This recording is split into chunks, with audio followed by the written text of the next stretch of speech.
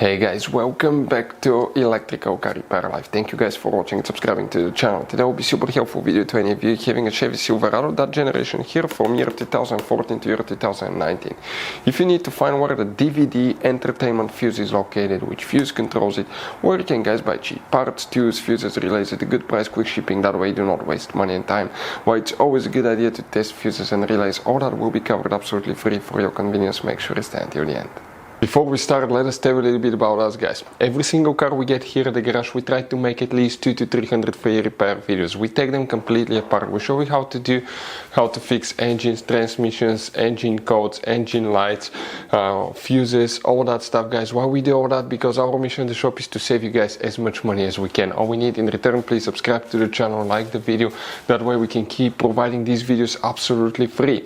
Now guys, we have more than 14,000 free repair videos on our YouTube channels that can save you thousands of dollars in future repairs. So please check them out, and they can save you quite a bit of money now or in the future. So guys, the DVD entertainment fuse, where you can expect to find it, we will demonstrate on this generation Chevy Silverado right here. Now, you guys have hidden fuse boxes all over this truck that most people do not know they exist. If you have one of them, we recommend to check out the video on our YouTube channel about fuse box location on Chevy Silverado. What you guys need to do, open the passenger door, and here on the side of the dash, you see that cover that you have guys, right here? Go ahead and pull it. Behind it, you have a fuse box. That's 2014 through 16 layout, and if you have 2017 through 19, that will be the layout. But before we continue, let's explain quickly why it's always a good idea to test fuses and relays. It is guys very important to test fuses and relays. On those fuses you cannot clearly see if they're burnt or not, especially you can see in the JK's fuses as well. And if you guys assume, okay, let's say you remove a fuse, you look at it and you assume guys that it's actually a good fuse, but it's actually a bad fuse. Sometimes you cannot clearly see that. What can easily happen guys at that point, you can put the bad fuse in and you start replacing parts and tools that you don't need to, so you lose your time, you lose your money to fix a problem that doesn't exist, when all we had to do is test the fuse and replace it. We'll put a link to a special video that will teach you how to test fuses, how to check relays very easily as well guys. So check it out, it will be in the description of the video below.